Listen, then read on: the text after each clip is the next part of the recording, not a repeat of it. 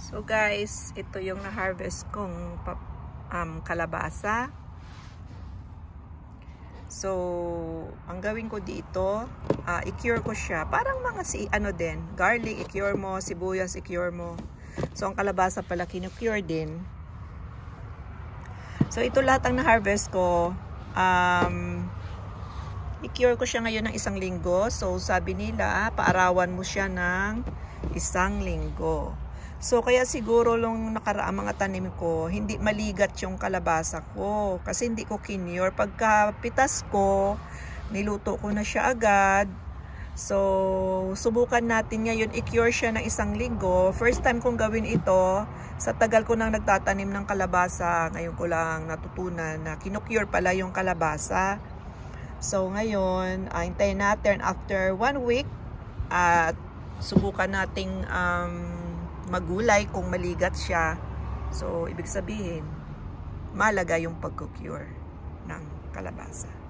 At saka pag kinocure nyo guys, tatagal ang kalabasa, tatagal ang buhay niya sa shelf. Hindi siya madaling mabulok. So, yun din. So, ito, since malalaki ito, ano ko na to, supply ko na to sa 1 taon. Diba guys? Kasi marami naman pwedeng gawin sa kalabasa. Pwede nyo gawing lagay sa pinakbet, sa dinengdeng. Pwede kayong gumawa ng kalabasa na nilagyan ng asukal at gata. Pwede nyo siyang gawing iprito. Lagyan nyo siya ng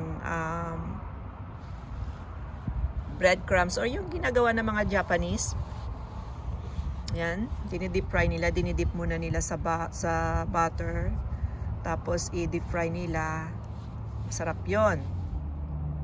Tapos pwede din gawing ukoy, 'di ba? Pwede mo rin siya ilagay sa ukoy. So, maraming pwedeng gamitin ang kalabasa. So, 'yon. Kaya excited na akong tikman siya. Siguro next week matatapos na yung curing niya. So, pwede ko nang gulayin. Ayan. So, yun lang guys. Sana sa mga nagtanim ng kalabasa, marami kayong na-harvest. At doon sa mga may pa lang, kasalukuyan, nagpapalaki pa lang ng bunga. Sana po matuloy-tuloy yung mga bunga ng kalabasa nyo. Panoorin nyo pala yung isa kong video na kung paano padamihin ang bunga ng iyong kalabasa. Kasi minsan may mga factors guys na bakit hindi nabubuo yung kalabasa nyo. Hanggang bulaklak lang siya. Tapos nalalaglag na. So, panoorin nyo yung video na yon. Hanapin nyo lang dito sa channel ko. So, yun lang guys. Thanks for watching. Bye-bye.